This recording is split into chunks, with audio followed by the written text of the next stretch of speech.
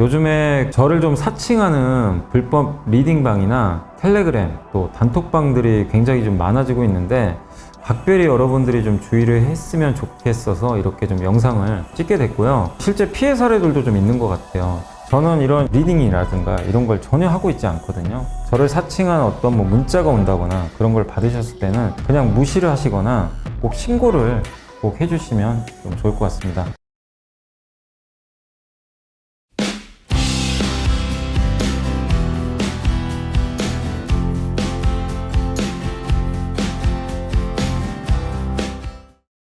자, 안녕하세요. 자, 오늘 2024년 4월 15일 시장 함께 읽기 시작하도록 하겠습니다. 오늘 월요일이고요. 좀 비가 많이 오네요. 자, 오늘 이제 방송을 시작하겠습니다. 아직 이제 끝날 시간이 좀 남았는데 증시는 많이 올라왔어요. 그래도 이제 한 조금 이제 끝나면 또 말씀드릴 텐데 일단 이제 증시 잠깐만 말씀드리면 이제 지난주 미국 급락했죠. 금요일 날 특히 이제 유가 리스크도 좀 있었고 미국이 금리 인하하는 게 쉽지 않은 지금 상황으로 가고 있죠. 물가가 예상보다 높아졌고 JP모건이 실적 발표를 했는데 예상보다는 좋았지만 전망이 안 좋아요.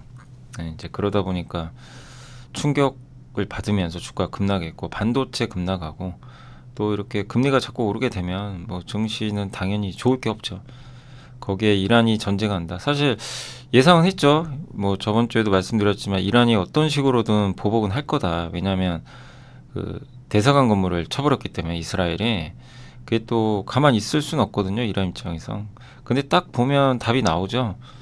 저기 이제 멀리 떨어진 이스라엘의 군사시설 거기만 타겟을 했고요.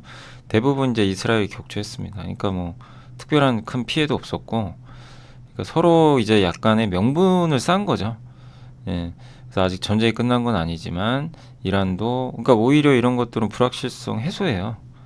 그러니까 시장이 이제 불안해한 거죠. 이거 분명히 보복은 할 것 같은데 근데 이제 어쨌든 보복은 한 상태고 그러나 그게 확전으로 갈 가능성은 높지 않고요. 근데 이스라엘의 손에 달렸어요. 이스라엘이 이제 어떻게 대응할지 모르겠습니다만은 일단 미국도 확전을 원치 않고 있고 그러면 당장은 아니겠지만 국제유가도 진정될 가능성은 저는 있다. 그래서 너무 지금 증시에 대해서 우려하지 말자. 악재들이 이제 많이 노출이 되고 있어요. 그러니까 지금 뭐 오늘 또 2,600 뭐 초반까지도 좀 밀리는 모습들도 한번 나오기도 했지만 제가 계속 말씀드렸지만 이제 4월에는 반대로 급락하면 기회가 온다. 근데 계속 지금 최근에 급락했죠. 그래서 좀 그런 걸 기회로 활용하시고 철저하게 오를 때 아무것도 하지 마시고 4월은 조금 보수적으로 하되 이렇게 급락할 때는 분할로 대응하는 전략이 뭐 4월에는 필요하다라고 좀 보고 있습니다. 좀 더 자세한 건 이따가 말씀을 드리겠고요. 일단 오늘은 이제 요 보고서 너무 좋더라고요. 대만 일본 기업 탐방 후기. 저도 몰랐던 부분들도 많이 담겨 있고 현대차증권에서 저기 일본하고 대만 반도체 기업들 이제 탐방 갔다 왔나 봐요. 그래서 그거 한번 말씀드리고 그다음 금 이제는 은과 구리에 더 집중하자. 하나오션, 유니드, TMC, 뉴프렉스, 정유화학, 이클리 중에서 글로벌 탄소 포집. 석유화학도 뭐 석유화학이 사실 좋은 건 아니죠. 막 지금 엄청 좋은 건 아닌데 다시 돌아볼 때라는 이제 내용이고 그다음 중동 진정학적 이 전병화 연구원님이 아주 잘 정리하시더라고요. 그래서 그거 하고 시간이 혹시 남으면 뭐 조선주도 하나 정리해놨는데 조선 업종 우리 이제 함께 배우기 좀 벌써 조선도 5번이나 했는데 와 어쨌든 오늘은 좀 엔진주가 또 이렇게 급등할 줄 몰랐는데 아무튼 이제 조선주 오늘 또 보고서가 나온 게 있어서 한번 시간이 좀 되면 말씀을 드리고 안 되면 이제 내일 넘겨서 좀 말씀을 하겠습니다. 자, 그래서 이제 한번 보고서 보고 말씀드릴게요. 반도체 보고서는 조금 이따 해드리고요. 일단 이제 금인데 양호한 금. 요거 이제 무슨 얘기냐면 이제는 은과 구리에 좀 집중을 해야 된다. 이런 좀 내용이고 금이 매력적인 자산인 건 맞아요. 지금 금은 안전 자산이죠. 또 미국이 지금 계속 국채 발행하니까 이 어떻게 보면 이제 채권 가격은 떨어지고 있고 거기에 중국은 미국을 견제하느라고 미국 국채를 팔아버립니다. 그러니까 미국 국채를 파니까 대신 뭐를 하죠? 금을 사요. 실제로 예, 금 보유 잔고가 많이 늘었어요. 그냥 중국 개인들도 금을 사고 있대요. 특히 MZ세대들이 중국에 금콩 재테크를 한다고 합니다. 저도 이런 거 처음 들어봤는데 예, 금콩으로 이제 금으로 만든 콩 같은 거예요. 그걸 재테크를 한대요. 예. 근데 이제 실질금리와 이제 금은 역외상관관계거든요. 그래서 실질금리는 명목금리. 지금 이자가 5%예요. 금리가 은행 이자가. 물가가 3%면 실질금리 2%거든요. 근데 만약에 물가가 뭐 예를 들면 예, 그 올라가게 되면 예, 실질금리는 예, 어떻게 보면 이제 좀 떨어질 가능성도 있는 거죠. 근데 어쨌든 이 물가가 울퉁불퉁하기 때문에 좀 그런 부분에 있어서 금을 예측하기는 좀 쉽진 않다. 이렇게 좀 보고 있는 것 같고요. 그리고 실질 금리가 어쨌든 좀 떨어지면 금한테는 좋아요. 예. 실질 금리가 좀 떨어지게 되면 금은 좀 좋을 수가 있는데 이게 또 반대가 됐을 때는 금한테 좀 부담이 될 수도 있는 거죠. 그리고 경쟁자 비트코인도 문제다. 옛날에 이제 비트코인이 금 수요를 좀 강탈해 간 적이 있죠. 예. 그래서 금의 장기 방향성은 낙관적이긴 한데 포트폴리오 내 알파를 창출하기 위해서는 예, 다른 자산들도 살펴봐야 된다. 그게 바로 이제 은과 구리다라고 보시면 좀 좋을 것 같습니다. 그래서 은은 이제 인플레 해지 자산이면서도 태양광과 전자금기. 그러니까 은은 금과 좀 다른 게 금은 사실 어디 쓸모가 없어요. 실제로는 어디 뭐 산업에 많이 쓰이는 것도 아니고. 근데 금 자체가 가치가 있는 거예요. 근데 금이 막 어디 전자기기에 들어가고 막 이래가지고 그런 산업 쪽에 쓸모가 있는 건 아니고요. 예, 대표성이 있는 자산이죠. 근데 이제 은과 구리는 좀 다른 게 실물로 쓰이죠. 실제로 뭐 스마트폰에 들어가고 태양광, 전기차. 그러니까 여기는 경기에 되게 민감합니다. 그러니까 그게 이제 금과 은과 구리의 차이죠. 근데 최근에 이제 글로벌 제조업 경기도 좀 좋아지고 있고 하니까 은과 구리는 이제 이런 면에서 또 금을 약간의 대체할 수도 있고 금을 버릴 필요까지는 없는데 이제 금이 많이 올랐잖아요. 그래서 그런 걸 우리가 본다면 은과 구리도 좀 주목해보자. 근데 이제 구리 좋다는 얘기는 뭐 오래전부터 계속 했었고요. 근데 은이 좋아지면 어딘 줄 아세요? 은수혜주. 그러니까 은수혜주는 많이 떠오르지 못하실 거예요. 우리 또 공부했지만 사실 고려아연이에요. 금, 은, 수혜주가 사실은 고려아연입니다. 예. 부산물로 금과 은이 나와요. 재련할 때. 특히 이제 은 가격 오르면 수익성이 좋아집니다. 그래서 오늘 고려아연 주가 좋았죠. 예. 그래서 은 가격 수혜주는 고려아연이고 뭐 구리 가격은 뻔하죠. 풍산, LS 이제 이런 기업들인데 이쪽은 좀 너무 많이 올라서 지금 뒤늦게 접근하기 좀 늦었죠. 그래서 요게 금콩테크래요. 요거라고 합니다. 이렇게. 예, 저도 이거 처음 봤는데 중국 MZ세들이 요걸 한대요. 그래서 요게 좀 약간 좀 놀랐고 그 다음에 글로벌 외환보유고의 금 비중인데 금 비중이 점점 올라가고 특히 중국은 급격히 늘어났고요. 이건 전체죠. 외국인들의 미국 국채 보유. 그러니까 실제로 미국 국채 팔고 있어요. 대신 뭐 사죠? 금. 저는 개인적으로 비트코인도 사는 거 아닌가 그런 생각도 좀 사실 들어요. 어쨌든 미국 국채 대신에 금을 선택하면서 금가격이 올라갔는데 이거에 또 대체제로 은과 구리도 주목하자 이런 내용이고 하나오션은 목표 주가를 올렸고요. SK에서 LNG 운반선 비중이 이제 올해 많이 올라옵니다. 그래서 그러니까 올해는 웬만한 조선사들은 특히 하반기에는 대부분 실적 좋아져요. 지금 현대미포가 제일 안 좋아요. 근데 현대미포도 올해 4분기엔 좋아집니다. 네. 결국 시간의 문제인 거죠. 그래서 실적은 다 좋아진다. 다만 현대 3호가 지금 압도적으로 좋은 거고요. 제일 먼저. 그래서 그리고 또 슬롯에 여유가 있어가지고 가스선 중심으로 더 수주를 받을 수 있는 이 룸이 있다고 합니다. 또 한 가지 이제 하나오션이 최근에 주목받는 게 미국이 중국 조선 규제한다 막 이런 이슈 나오는데 방산의 강점이 있죠. 그래서 미국 조선소 인수하려고 그래요. 지금 움직임들. 호주 오스탈 조선소 인수도 하려고 하고 있고 이게 이제 함정시장 진출을 위한 포석이죠. 그래서 북미 함정시장에 이렇게 진출하게 된다면 상당한 이제 밸류에이션 할증이 들어가는 거죠. 그래서 이 북미 시장에 진출한다는 건 상당한 모멘텀이 될 수가 있어요. 그래서 하나오션이 요즘에 좋은 거예요. 하나오션이 엄밀히 보면 밸류가 싸질 않아요. 비싼 편이에요, 사실. PBR로만 보면. 굉장히 고밸류입니다. 근데도 올라가는 거는 요 북미 진출. 이게 여기에 대한 이제 사람들이 이거 뭔가 좀 매력 있다. 그러니까 주가는요 무조건 실적으로만 연동되는 게 아니라 실적 곱하기 밸류에이션이에요. 이 밸류에이션 자극하는 건 뭔가 새로운, 예를 들면 신시장 창조, 새로운 시장이 열릴 것 같다. 작년 상반기에 왜 포스코 홀딩스가 그렇게 날아갔을까요? 리튬으로 새로운 시장 이제 만들 거라 그래가지고. 근데 그게 그 다음에 이제 더 가려면 숫자로 검증이 돼야 되는데 포스코는 안타깝게도 숫자로 검증이 안 되죠 지금. 왜? 리튬 본격적인 생산 올해 하반기는 돼야 되거든요. 그러니까 이게 이 간극이 있다 보니까 주가가 지지부진한 거예요. 작년에. 그러니까 이것도 똑같아요. 하나오션도 지금 이제 이런 스토리, 새로운 시장 창출하네. 그래서 이제 올라가는데 이게 결국엔 잘 안 되면 주가는 다시 빠져버리는 거죠. 그러니까 그래서 지금 쫓아가시면 안 되는 거예요. 예, 기대감으로 오르고 있기 때문에. 그러니까 차라리 안 좋을 때 투자하는 건 좋은데 뒤늦게 쫓아가지 마세요. 이제 그 말씀을 드리는 거고. 예, 다만 보유한 분들 입장에선 뭐 틀고 가면 되겠죠. 예. 왜 아직 모멘텀 끝난 거 아니니까. 그러니까 뒤늦게 들어가긴 사실 좀 쉽지 않지만 아직 모멘텀은 끝난 게 아니니까. 또 이번에 HD 현대 정기선 부회장이 지금 미국 갔다 그러더라고요. 미국 그 제동 만나러 간 거죠. 예. 그러니까 또 아마 하나그룹도 김동관 부회장이 아마 갈 겁니다.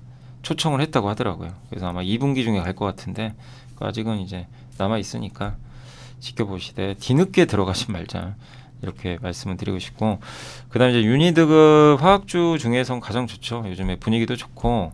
이것도 이제 예전에 한번 아이디어로 반드시 다가올 미래라는 아이디어로 탄소 포지, 그거 한번 설명드렸잖아요. 그 워런 버핏이 투자한 옥시덴탈이라는 회사가 공기 중에 탄소 포집을 하는데 내년에 시작합니다. 근데 거기에 가성칼륨이 필요해요.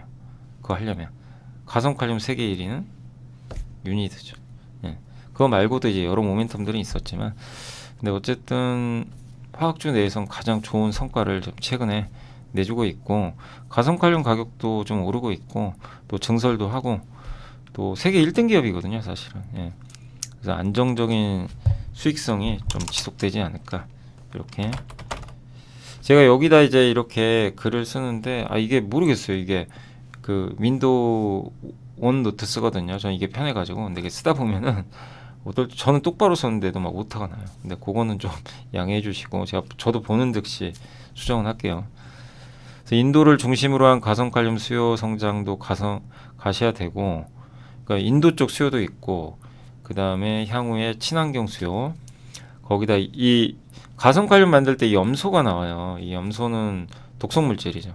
그래서 이거를 어떻게든 처리를 해야 되거든요. 자체적으로 공장 만들어 가지고 중국에, 그게 2분기부터 아마 가동되는 걸로 알려져 있습니다. 그러면 옛날엔 염소를 부산물로 나오는 걸 손해 보고도 팔았거든요. 수익성이 안 좋았죠. 근데 그거 가지고 염소 가지고 또 화학 제품 만들거든요. 그러니까 이런 것들도 모멘텀이죠. 그래서 아직도 주가가 비싸지 않고요. 여전히 조정 나온다면 관심이 필요한 기업 중에 하나인 것 같습니다. 그러니까 확실히 좀 화학주 내에서는 좀 경쟁력도 있고 수요가 증가하는 업체 중에 하나다. 다만 이제 이게 6만 원까지 빠졌다가 최근에 8만 원 중후반까지 올라왔으니까 지금은 조금 이게 만약에 들어간다고 해도 약간 늦었죠. 그래서 그때 7만 원대가 좋았거든요. 그래서 조금만 신규 접근은 기다리시고, 보유한 분들은 뭐 보유를 하시면 좋지 않을까 싶습니다. TMC는 하나투자증권의 김강희 연구원님, 이거 반도체 소재죠. 목표 주가 올렸고요. AI 서버양, 이 낸드 플래시죠. SSD 수요가 증가하면서 요즘에 데이터 센터나 이런 서버 쪽에 그 저기 저장 장치예요. 저게 왜 요즘에 갑자기 수요가 증가하냐면 그것 때문에 그렇습니다. 이 AI 데이터 센터는 전력 소모가 되게 크거든요. 그러면 하드 HDD라고요. 하드 쓰지 말고 SSD 쓰면 전력 효율이 좋아져요. 전력 소모가 한 20% 감소한대요. 저거 수요가 되는 거죠. 그리고 일론 머스크가 하는 지금 이제 자율주행, 올해 8월 8일 날 로보택시 출시한다 그랬죠. 일론 머스크의 그러니까 테슬라의 자율주행의 특징은 동영상으로 학습을 해요. 그 어마어마한 운전자들의 동영상을 학습해야 되는데 그거 어디다 저장하죠? 클라우드에 불가능합니다. 그래서 저기 SSD에 다 저장하는 거예요. 그러니까 이 동영상 저장 수요가 또 늘어나는 거죠. 그래서 오늘 낸드 관련주가 급등해 버렸죠. 이게 다 연결되는 거예요. 그래서 오늘 막 테스 같은 기업들 급등한 거죠. 그래서 이런 이제 낸드가 제일 안 좋다 그랬잖아요. 근데 어느새 낸드가 지금 분위기가 바뀌어 버렸죠. 예.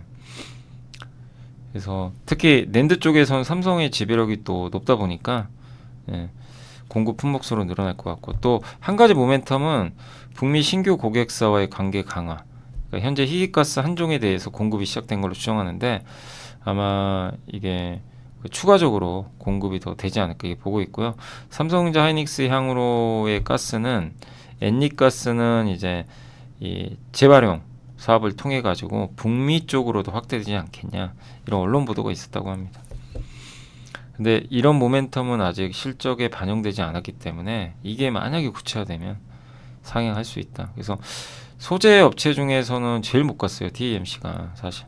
예. 근데 어쨌든 올해 매출 그 1분기 별도 가스 부분만 해서 예, 성장을 한 40% 정도 전분기보다 할 걸로 추정을 하니까, 그래서 부진했던 기업이지만 좀 주목해 볼 만한, 특히 우리나라 같은 경우는 이런 특수가스 경쟁력이 조금 이제 약간 우리나라에도 세계적인 기업들이 있어요. 근데 이제 워낙 이쪽을 일본이 잘하니까.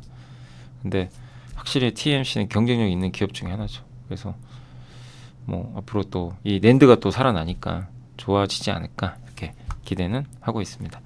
자, 그리고 이제 뉴프렉스는 메리츠증권의 양승수 연구원이 이제 이 뉴프렉스도 정말 어렵죠. 많이들 물어보시는데 막 급등했다, 급락했다. 정말 투자하기 만만치가 않아요. 그래서 장기 투자는 안 하시는 게 좀 좋다고 그때도 말씀을 드렸어요. 사고 팔아라. 예. 그러니까 안 좋을 때 좀 모았다가 뭔가 메타 모멘텀 나와서 쭉 오를 때 정리. 예. 그렇게 해야 수익이 나지. 그냥 마냥 들고 가면요, 그냥 제자리 걸음 말이에요. 그러니까 이 기업의 특징을 그렇게 알아주시면 좋고, 그러면 뉴프렉스가 언제쯤이면 위가 열리면서 계속 추세적으로 가느냐?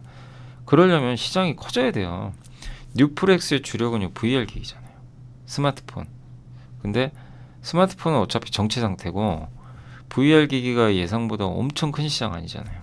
그죠? AI만큼도 아니고. 그래서 애플도 출시했지만 대중화되려면 시간 걸려요. 그러니까 VR 기기는 매니아 분들한테는 많이 쓰이는 기기 중에 하나지만 일반 대중들이 다 쓰지는 않잖아요. 그래서 항상 산업을 이렇게 어떤 기업을 보실 때 이게 확산성이 큰지 좀 제한된 영역에서 확산을 하는지 이걸 잘 파악을 하세요. 근데 VR은 아직은 제한된 영역이에요. 그래서 트레이딩을 하는 거예요. 그래서 이 말씀 많이 들었던 걸로 제가 기억이 납니다. 근데 지금 또 많이 내려와서 지금 또 좋아요. 그래서 지금 주가 많이 떨어졌잖아요. 예. 그래서 일단, 그리고 이 메타가 아마 올해 7월에 저가형 모델이 있어요. 이거 아마 중국 쪽에도 나올 것도 같은데, 예. 그래서 신모델을 아마 올해 상반기에 공개를 하고 7월 출시인데, 그럼 7월 출시할 때까지 모멘텀 남아있죠. 예. 그래서 또 단기 트레이딩은 가능한 거죠. 다음 오를 때 사면 절대 안 됩니다. 이 기업은 급등하고 막 이럴 때 쫓아가면 결과가 좋을 수가 없어요. 예.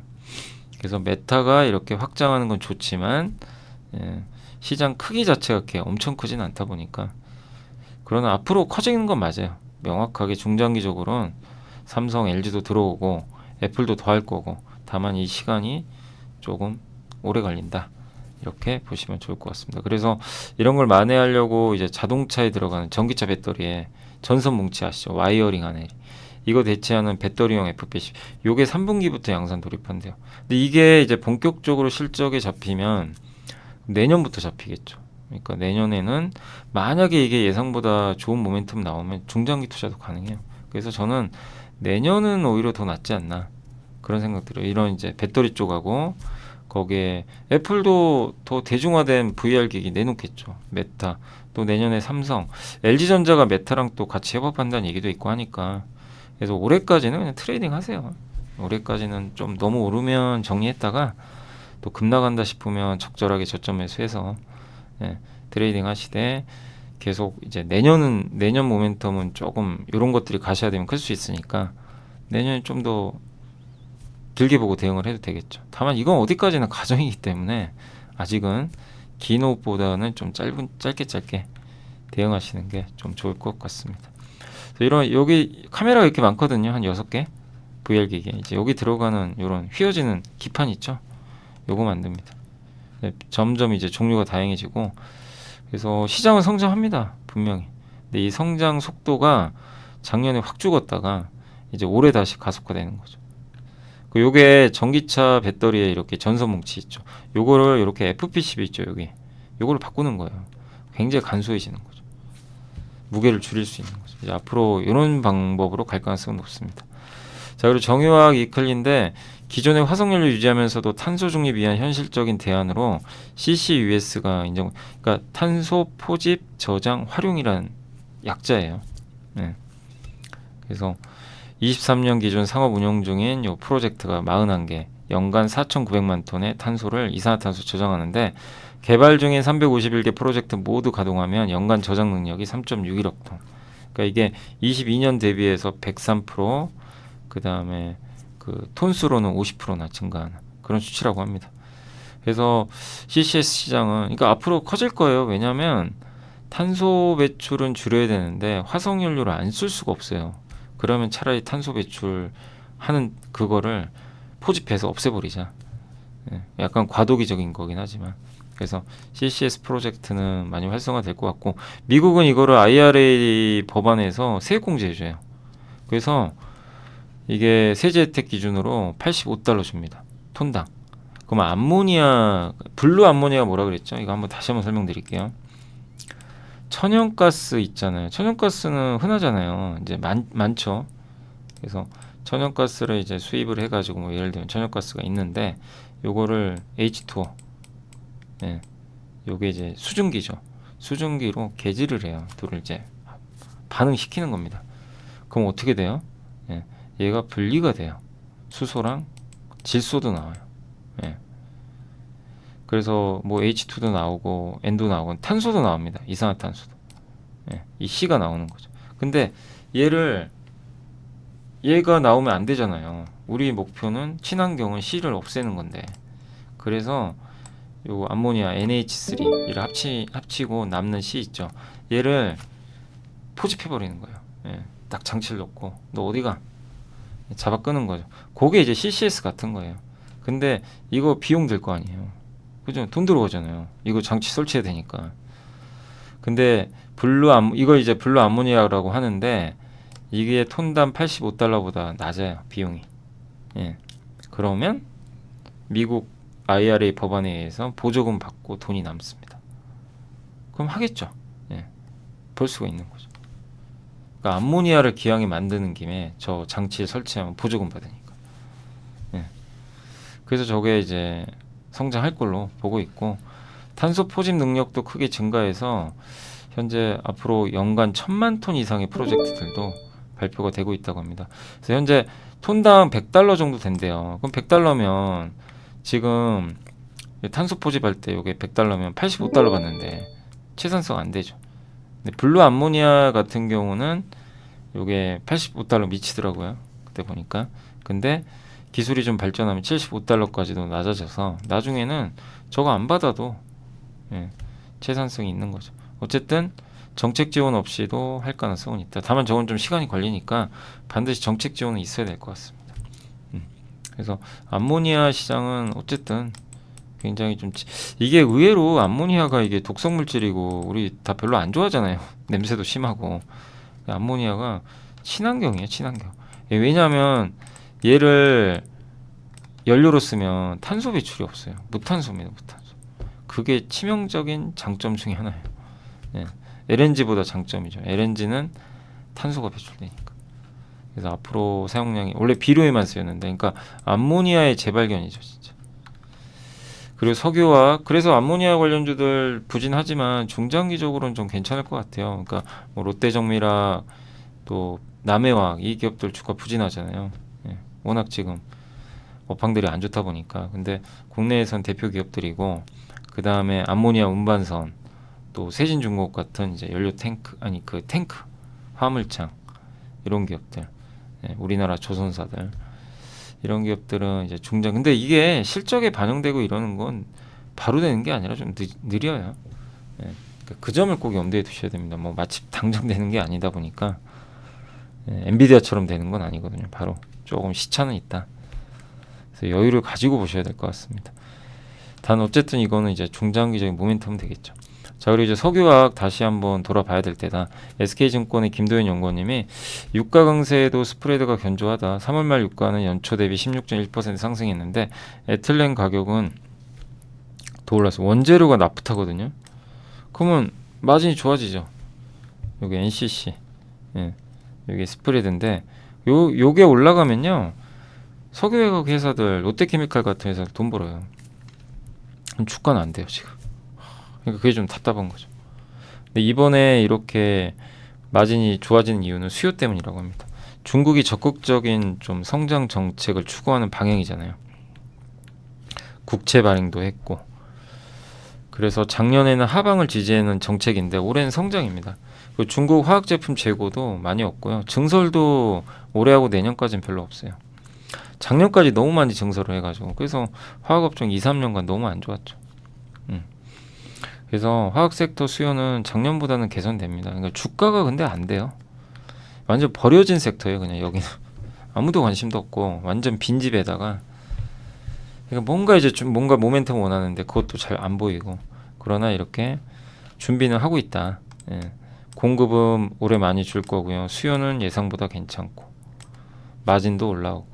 근데 이게 언제쯤 주가에 반영될지는 그건 뭐 알 수는 없는 것 같습니다. 타픽은 효성 TNC고, 의류 OEM 이제 스판덱스죠. 세계 1등 기업이고, 글로벌 의류 소비 15%가 중국인데 여기가 점진적으로 좋아질 걸로 보고 있고, 증설도 많지 않습니다. 금호석유도 이제 합성고무 증설이 제한적이고, 원재료가 좀 올라가긴 했지만 이제 그 타이어 수요를 바탕으로 해서 마진은 좀 견조하다라고 알려져 있고요. 둘 다 밸류에이션 상으로는 좀 많이 떨어져 있죠. 그래서 좀 괜찮지 않겠냐라는 의견으로 참고하시면 되겠고, 그 다음 중동의 지정학적 긴장 고조. 이스라엘이 영사관을 공습을 했고요. 그리고 나서 이란이 보복하겠다고 밝혔고 실제 보복을 했습니다. 이번 공격은 이스라엘의 네타냐후가 이란에 던진 미끼 아니냐, 이렇게 좀 판단하고 있는 것 같고요. 이란도 이를 알지만 넘어갈 수는 없어요. 공격하면 미끼를 문 거지만, 그렇다고 자국 대사관이 공격받았는데 가만히 있다? 이란 국민들한테 이제 명분이 없는 거죠. 그래서 화물선 납포하고 드론으로 저기, 근데 민간 시설 타격한 게 아니라 저기 이스라엘 좀 멀리 떨어진 남부에 공군기지 거기 군사시설만 표적했어요. 그리고 미리 미국에 공격할 걸 또 알렸다고 합니다. 그래서 그리고 공격 끝나고 우리 할 거 다 했다. 이란이 그렇게 얘기했어요 실제. 그러니까 뭐죠? 보여주기 공격이에요 그냥. 이란도 알아요. 이게 만약에 진짜 확전. 그리고 그때 제가 지도 한번 보여드렸죠. 이란이 여기 있고 여기가 이라크가 여기 있고요. 여기가 이란이거든요. 여기가 이라크고 여기가 터키고 뭐 시리아도 있겠죠. 여긴가? 아무튼 여기 이스라엘이 이쪽에 있잖아요. 그러니까 이 갈 수가 없어요. 지상군으로 못 가요. 이들 허가를 받아야 됩니다. 근데 누가 저기 다른 나라가 이렇게 다른 나라 침공하는데 땅 내주겠어요. 그런 나라가 세상에 어디 있습니까 실제. 거의 없죠. 옛날에 그거 기억나세요? 그 임진왜란 때 여기 이제 풍신수길이 한국에 와가지고 조선 거기 땅 밟고, 우리는 명나라가 가는 게 목적이니까 길 비켜라. 말도 안 되는 얘기죠. 그래서 결국 전쟁을, 우리 한국을 칠 목적이었고 그때 조선을. 근데 비슷한 거죠. 여기 길을 비켜달라고 할 수도 없고, 비켜달라고 하는 순간 이라크랑 전쟁하겠다는 거죠. 그러니까 현실성이 그러니까 우리가 딱 이런 지리만 봐도 이란 전쟁은 가능성이 없어요. 실제로 미사일만 하는 거죠. 근데 미사일 지상군이 아니기 때문에 영향은 그렇게 크진 않습니다. 그러니까 나라가 붙어 있어야 돼요. 그렇기 때문에, 그래서 이제 이게 대만과 중국이 좀 위험한 거죠. 대만과 중국 붙어 있잖아요. 이게 중간에 가로막는 게 바다만 있으니까 그게 좀 위험하긴 한 거죠. 거기가 자꾸 이제 시진핑 주석이 통일하겠다고 하는 거니까 전쟁이 안 나야 되지만, 어쨌든 이번에 이란의 이런 보복은 어느 정도 예측은 했고, 그래서 증시 영향은 그렇게 저는 크지 않다라고 라고 저도 생각을 하고 있습니다. 그리고 이스라엘이 이란 만약에 이제 이후로 공격하면 미국은 안 도와주겠다고 경고를 했어요. 그래서 이제 어쨌든 단기적으로는 이슈는 소멸됐고, 다만 네타냐후 입장에선 지금 지지율이 많이 떨어져 있더라고요. 그래서 뭔가 하긴 해야 되거든요, 이 사람도. 그래서 뭔가 이제 하긴 해야 되는데, 바이든 입장에서는 용납이 안 됩니다. 만약에 이스라엘이 이란을 공격해서 난리가 나면 또 그럼 이제 아랍계 이민자들의 표도 있거든요, 미국 입장에서. 그러니까 바이든은 전쟁 나서 유가 오르면 또 안 되고, 그러니까 막을 거예요. 그래서 뭐 이 미사일 보복하고 나서 바로 네타냐후랑 뭐 통화를 했던 것 같더라고요. 그래서 중동 위기는 저도 여기에 동의하고 더 고조되지는 않을 것 같고요.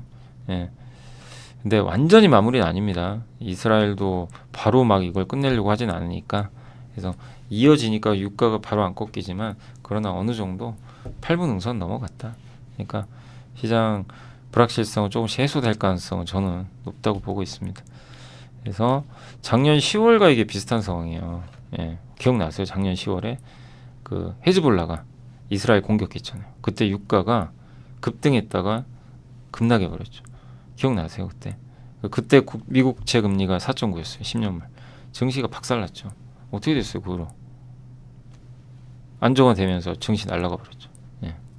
그리고 캐나다에서 이것도 하나투자에서 나왔던 자료를 보다 보니까 5월 1일부터 트랜스 마운틴이라는 송유관이 확장된대요. 확장 공사하면 59만 배럴이 더 늘어나요. 그럼 이건 수출용이에요. 그러면 공급이 증가하죠. 그래서 국제유가 90달러 혹시라도 근접하면 정유주는 저는 비중을 줄여야 된다. 이제 역으로. 왜냐하면 이제 모멘텀들이 거의 다 나왔기 때문에 여기서는. 그러다가 또 국제유가 80 깨지고 좀 내려가면 그때 또 늘리면 되는 거죠. 그러니까 정유주는 그렇게 하셔야 돼요. 투자하실 거면. 이제 지금 막 정유주 사라는 얘기도 있지만 저는 그거는 지금은 이미 늦었다고 생각해요. 그래서 오히려 근데 고유가는 장기화될 수는 있어요. 예전보다 높은 유가.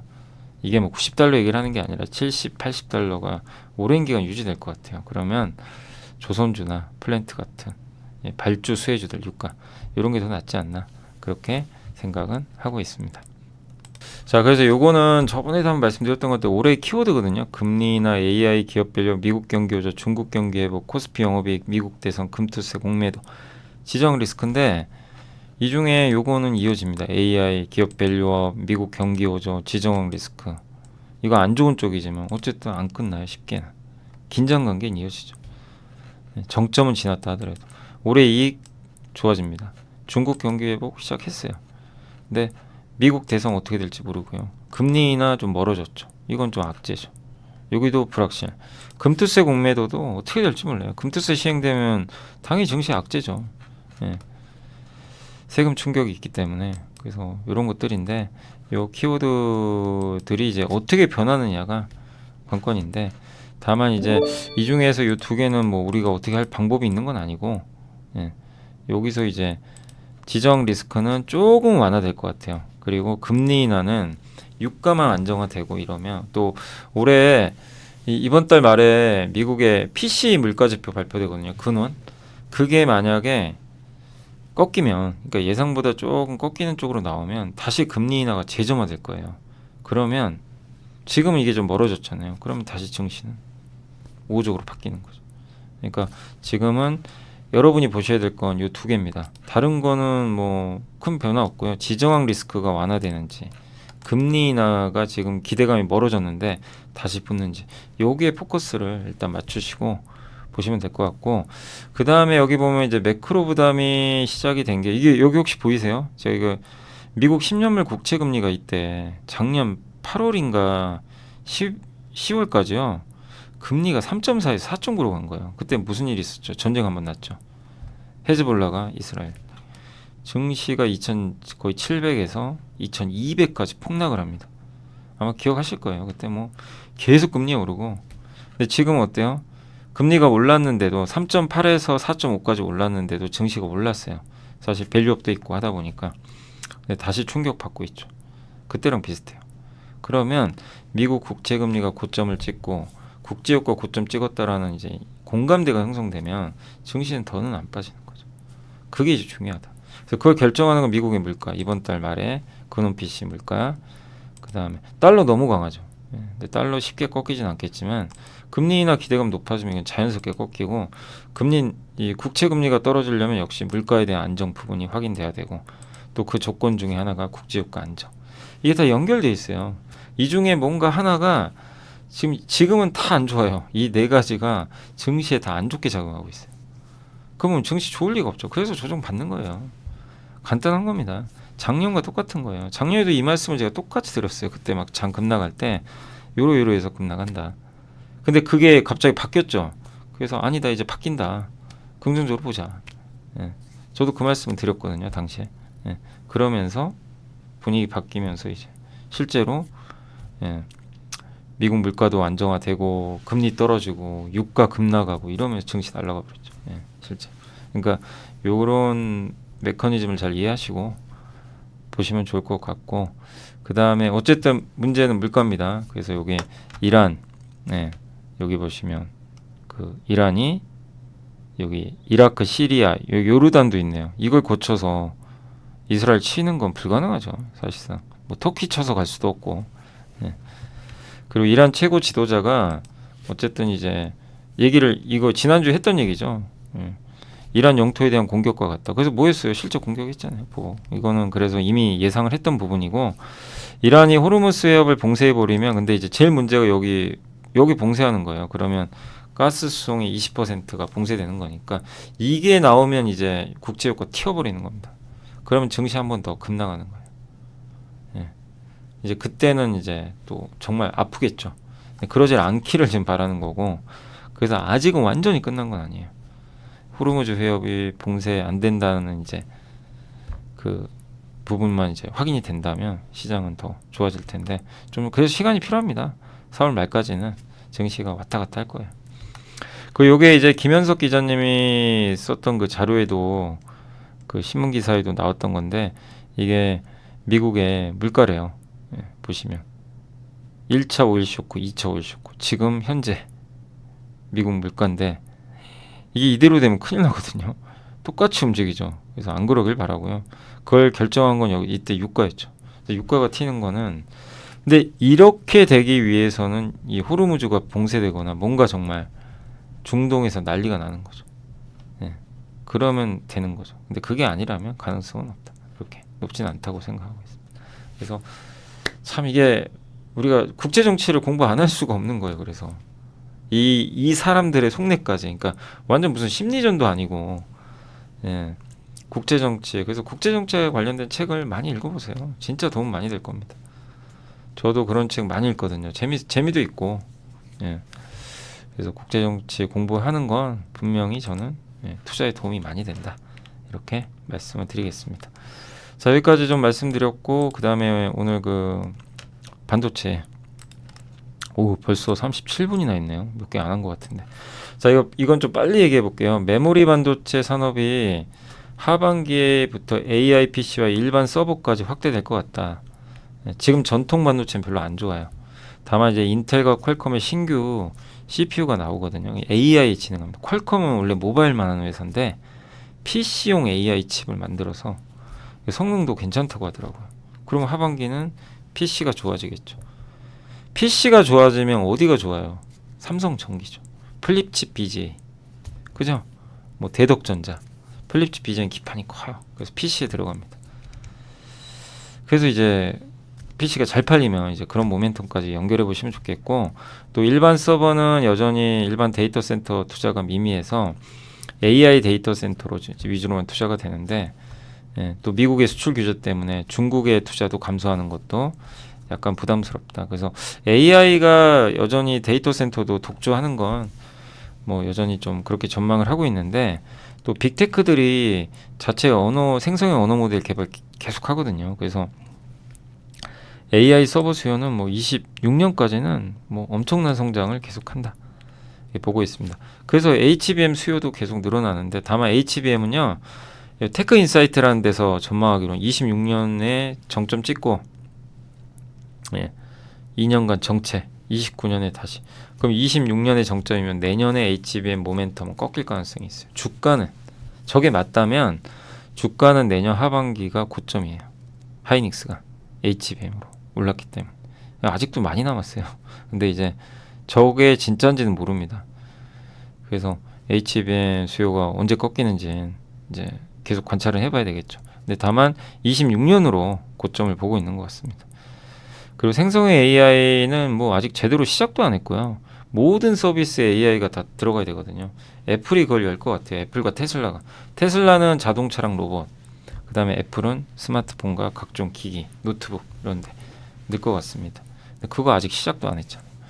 그러니까 AI가 어디까지 성장할지 뭐 우리가 감히 좀 상상하기가 좀 쉽지 않은 상황이고, 그냥 기업형 아까 SSD 요 수요는 증가한다. 아까 그 내용이 여기 이제 나와 있는 내용인데요. AI 데이터 센터는 일반 데이터 센터보다 전력을 훨씬 많이 씁니다. 그래서 일반 서버도 전력 공급난이 발생하고, HDD는 전력 소비량이 큰 편인데 전력 효율이 높은, 그러니까 SSD로 교체를 하면 전력 효율이 올라가요. 그래서 상당히 전력비를 좀 아낄 수가 있죠. 근데 이제 이런 저장 장치가 전력 수요의 한 20에서 25%고 CPU가 전력의 대부분을 차지한대요. 그러니까 전력을 많이 먹는, 전력 잡아먹는 하마는 사실은 CPU다. 중앙 처리 장치의 60%. 그래서 이건 인텔하고 AMD한테는 별로 좋은 뉴스가 아니에요. 왜냐하면 AI 데이터 센터가 촉발한 전력난이 CPU에 영향을 줘. 그러니까 CPU가 전력을 많이 잡아먹으니까 CPU가 저전력 CPU를 써야 되는 거예요. 저게 제일 중요하니까. 그러면 X86이라 그래서 인텔과 AMD가 이쪽에 독식하고 있죠. 이쪽 계열은 전력을 많이 먹어요. 근데 ARM, 영국의 ARM이라는 회사가 설계한 IP를 갖고 있는 CPU는 전력 생산이 효율이 좋다고 합니다. 그래서 그렇게 만들어진 게 엔비디아, 그레이스 CPU, 마이크로소프트 코발. 그러면 이 회사들은 ARM의 지적 재산권을 써서 만들거든요. 그럼 당연히 더 수요가 많겠죠.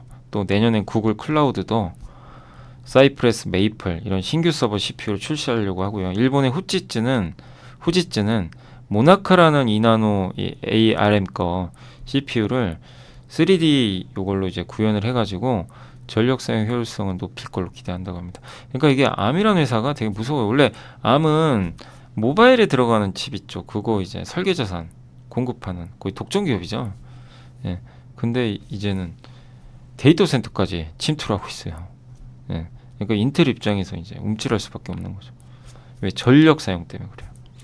그래서 D램도 전력 사용량이 적은 게 DDR5가 더 적죠. DDR4보다.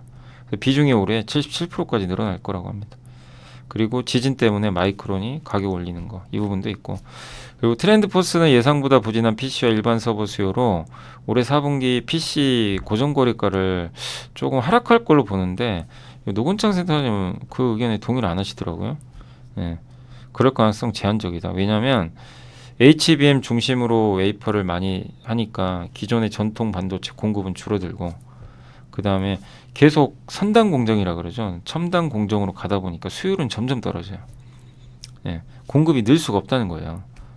대만 지진 여파 때문에 더 심해졌고, DDR5와 SSD 수요는 증가하면 이쪽은 또 가격 오를 거고, 그래서 4분기에 고정거래가 그렇게 하락할 것 같지 않다. 오히려 오를 것 같다. 누구 말이 맞을지 모릅니다. 근데 아무튼 현대차증권은 트렌드포스 의견과 반대로 4분기에도 좋을 것 같다. 이런 내용입니다. 그런 내용이고, 전 세계 ARM의 서버 CPU 시장 규모는 침투율이 앞으로 이렇게 올라갈 것 같아요. 꽤 많이. 이게 무서운 얘기죠. 인텔이나 ARM 입장에서. 그리고 연도별 코어워스는 이제 그 TSMC가 만드는 AI 가속기, 그거죠. 그 이름이죠. 그 패키징하는.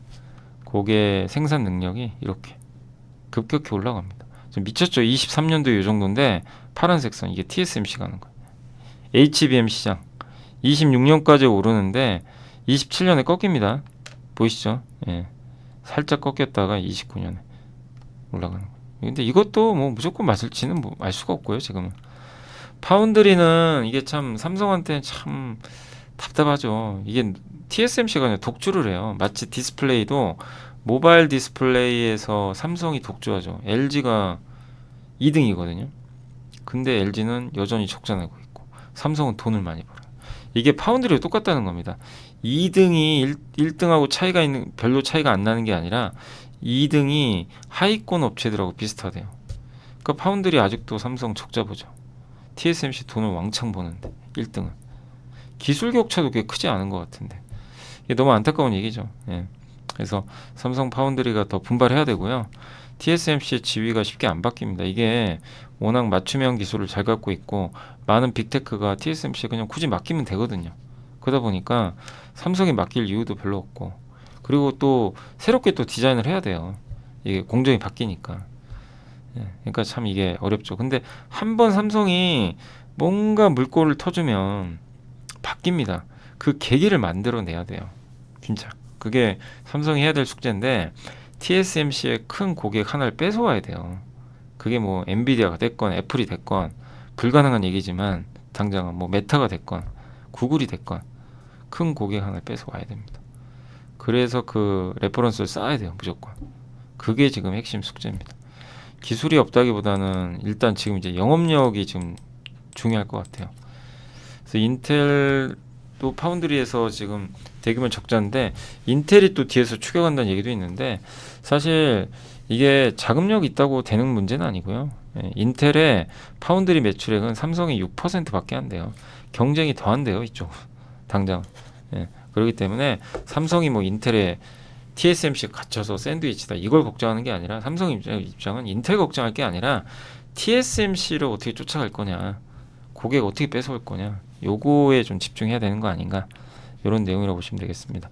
그리고 최근 대만전력 요금 인상으로 TSMC가 아마 가격을 전기요금 때문에 올릴 가능성도 있다. 예, 요거 이제 원가에 좀 부담이 되겠죠, 다른 업체들한테. 이게 TSMC의 고객이래요. 3나노, 인텔도 여기다 맡겨요. 자기 CPU 본인 못하니까. 애플, AMD, 미디어텍, 퀄컴, 엔비디아, 구글, 브로드컴 이 중에 한 고객을 확 가져와야 되거든요. 큰 고객 하나를. 예. 그게 좀 아쉽다는 거죠. 그래서 파운드리 업체별 설비 투자 규모인데 뭐 상대가 안 됩니다. TSMC랑 삼성. 예. 그래서 분발을 좀 해야 될 것 같고, 근데 어느 시점에서는 뭐 저렇게 되지 않을까 이렇게 기대를 하고 있고요. 다만 그게 돼야 이제 삼성이 10만 전자가 되는 거죠. 예, 파운드리가 일단 돼줘야 그게 가능하겠죠. 예. 그래서 그거를 좀 계속 기대를 하는데 뭐 아무튼 잘 되길 기대하는데 좀 만만치는 않은 것 같고요. 언제 될지 모르니까요. 그 다음에 AI GPU 수요는 그냥 폭발하고 있다고 합니다. 이번 출장 통해서 저도 이거 보면서 저도 예상보다 이렇게 좋은지 몰랐어요. 2.5D 패키징. 요거는 혹시 기억나실지 모르지만 자 보세요. 여기에 인터포저가 있습니다. ML 기판이 있어요. AI 가속기 그리는 거 제가 좀 잘 못 그리지만 여기에 로직 다이 들어갑니다. 로직 다이. 여기에 이제 엔비디아 GPU가 붙어요. 여기에 인터포저라고 합니다. 얘 뭐죠? 얘랑 얘를 연결합니다. 요 위에는 뭐가 쓰이죠? HBM 8단 12단 이렇게. 요거예요. 요게 2.5D예요. 2종 접합. 네. 2.5D 패키징을 요거라고 합니다. 이걸 이름을 코어워스. 네. 우리 많이 그림 봤을 거예요. 네. 요게 월 한 3만 장? 예, 3만 장 정도까지 생산을 할 걸로 24년에 이제 증서를 완료로 봤는데 이번에 4만 장까지 상향했다고 합니다. 출장 통해서 확인을 했대요.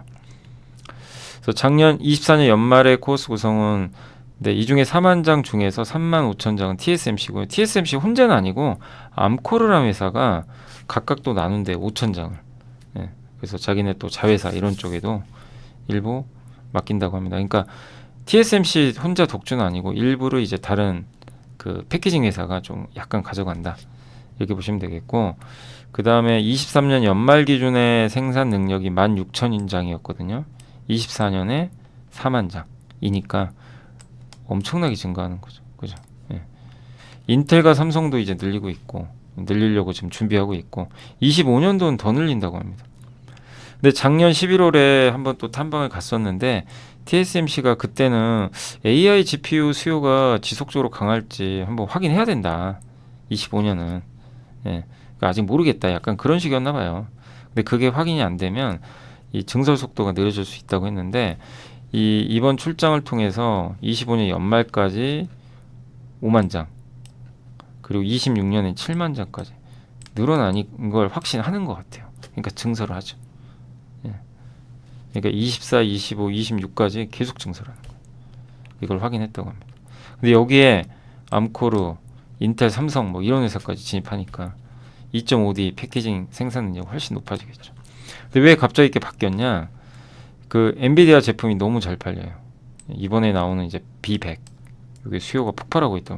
여기에 HBM 용량이 190입니다. 어마어마한 거죠. 예. 그리고 AI 데이터 센터도 일반 데이터 센터처럼 1, 2년 투자하면 끝난다. 휴직이 온다. 이런 전망이 있는데 이거는 어떤 근거도 없다. 두 투자 사이클은 다르다. 또 학습도 해야 되거든요. 예.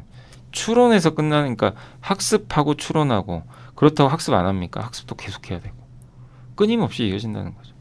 예. 추론형 AI GPU 또 수요도 어마어마하대요. 이게 뭐냐면 오픈 AI에서 금년에 출시한 영상 생성하는 AI 소라라고 있죠. 예. 요게 동영상 만들어주는 건데 70만 요 서비스 하나만 70만 개 엔비디아 H100 GPU가 필요하대요. 예. 근데 이 70만 개가 어느 정도냐면 작년 전체 엔비디아 저 GPU가 150만 개 출하됐어요. 작년에. 그러니까 23년. 근데 이 서비스 하나만 70만 개입니다. 어느 정도인지 감이 안 오시죠? 예. 엄청난 거죠. 그리고 이제 생산 능력. 요게 작년 11월에 단방, 이번 단방 늘어난 거고. HBM 시장 규모, 엔비디아 GPU.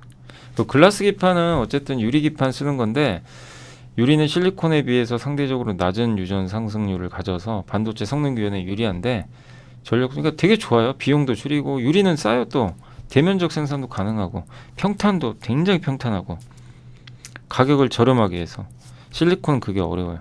다만 파손에 취약하죠. 열팽창 계수 차이도 있고 하니까 그래서 어째 장단점은 있습니다. 그래서 이게 실리콘 기판이 이제 유리 기판 나면 안 쓰냐? 그건 아닙니다. 유리 기판의 최대 단점은 깨져요. 취약하고. 그러니까 아주 비싼 제품에 들어갈 거예요. AI용이나. 그러나 모든 걸 다 유리 쓸 수는 없어요. 그래서 저는 그리고 수율도 많이 나오기도 쉽지가 않고요. 그러니까 같이 간다. 유리 기판도 기판대로, 실리콘 기판도 실리콘 기판대로. 그래서 어느 한쪽이 망한다 이렇게 생각하실 필요는 없는 것 같습니다. 자, 시간이 좀 많이 지나서 요 부분은 내일 해드릴게요. 여기는 제가 HBM 테스트 공정에 불어오는. 그러니까 어느 정도 이제 반도체 오늘 이제 확인하신 거 우리가 생산하는 거 이상으로 AI 수요가 정말 많아요. 그건 명확하게. 그러니까 반도체를 긍정적으로 보는 거는 잘못된 게 아닙니다. 이번에 아예 탐방 가서 그걸 느끼고 더 오신 거죠. 작년 11월과 올해가 달라졌어요. 자, 거기까지 한번 말씀드리고, 자, 그리고 내일은 요거 하고요. 그 다음에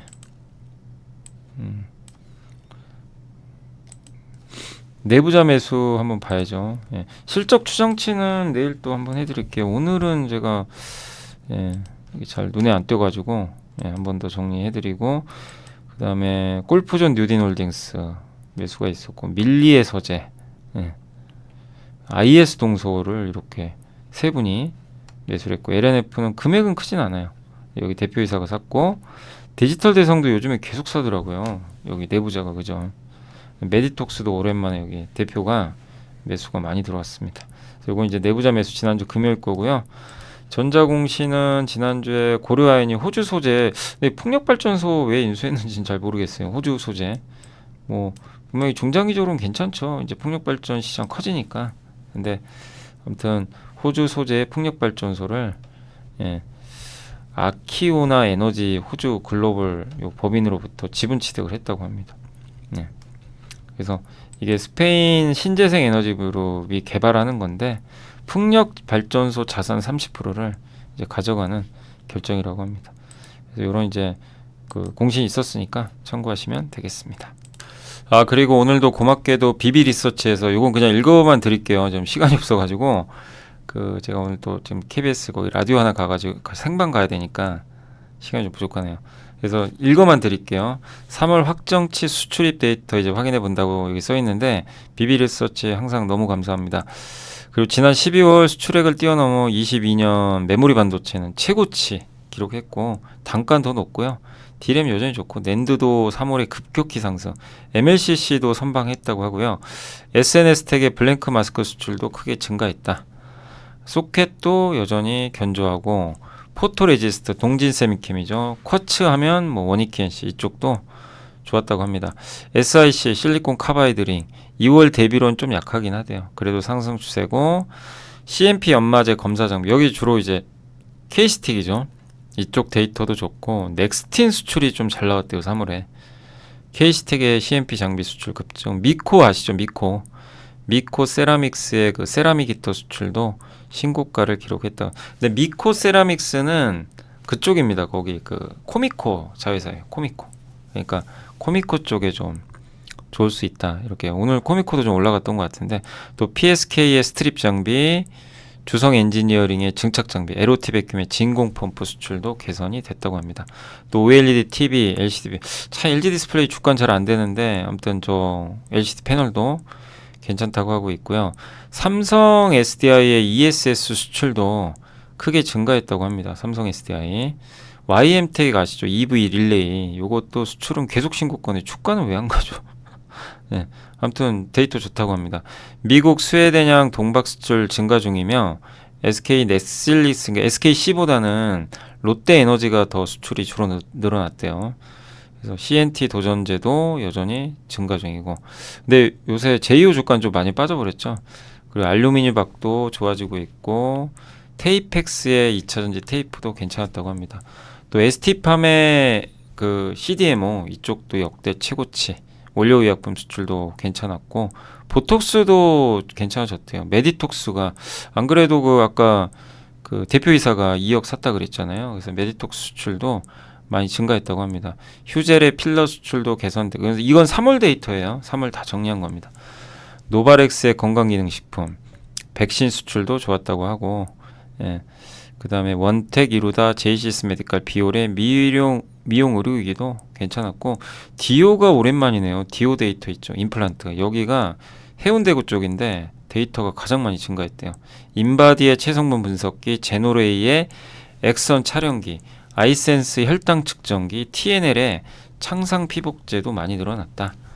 이렇게 좀 내용이 나와 있고 그 다음에 APR의 가정용 미용 의료기기, LNK 바이오의 스파이럴 임플란트 이런 것들도 좋았다고 합니다. 그 외에는 이제 우리가 한번 공부했던 피팅도 좋대요. 태광 성강밴드 하이루코리아가 속한 부산 강서구 물량이 좀 증가했고 그리고 소형 트랙터 TYM 이쪽도 괜찮았고 KTNG가 담배 수출 좀 괜찮았다고 합니다. 그리고 팅크에어의 블랙박스 수출도 괜찮았고 우양의 핫도그, 빙그레이 빙과류, 라면 수출 예. 효성 첨단 소재의 탄소 섬유, SK 오션 플랜트 풍력 하부 구조물 있죠. 여기도 좋았고 JVM의 이제 약 자동 조제 이쪽도 좋았다고 합니다. 또 효성 중공업의 이제 변압기와 일진전기 전력선도 수출이 무섭게 늘어나고 있다고 합니다. 그리고 코오롱 플라스틱의 이제 이런 이제 폴리아세탈 수지도 좋다고 하고요. 하나솔루션과 백광산업의 가성소다 이것도 3월에 증가했는데 다만 하나솔루션은 태양광이 좋아야 가는 거니까 좀 이 영향은 좀 제한적일 수밖에 없고요. 수입에서는 삼성과 하이닉스의 몰딩 장비 HBM 하려면 이 몰딩 장비 필요하거든요. 요게 급격 이거 한번 보여드렸죠. 옛날에 지난주에 삼성전자 한번 이렇게 그 분석해드릴 때 예. 그럼 삼성의 HBM이 실제로 지금 공격적으로 늘어난다는 얘기죠. 예. 그래서 이런 것들은 하나의 좀 여러분들 아이디어니까 한번 제가 그냥 지금 시간이 없어가지고 이렇게만 읽어만 드린 거고 제가 시간이 되면 또 나중에 그냥 글도 보여드리도록 하겠습니다. 그래서 한번 참고만 해주시면 좋겠습니다. 그리고 이제 시간이 다 돼서 오늘 일단 시장은 11포인트 좀 빠졌고요. 오늘 그래도 많이 선전했어요. 외국인 기관이 좀 팔았지만 그래도 이 정도면 좀 선전한 것 같고 오늘은 전선주가 뭐 오늘도 뜨겁습니다. 진짜 예. 뜨거웠고 다만 일부 전선주 좀 빠졌고요. 전쟁 리스크 있으니까 가스죠. 옛날에 뭐 우크라이나 전쟁 그 분위기죠. 그다음에 HBM 관련주는 오늘 DIT가 오늘은 좋았던 것 같습니다. EST, K스택, PSK 홀딩스. 그리고 오늘 낸드가 좋았어요. 테스가 이게 웬일입니까? 16%나 올랐어요. 그래서 테스도 많이들 물어보신 기업인데 뭐 갖고 계신 분들은 좀 다행이고요.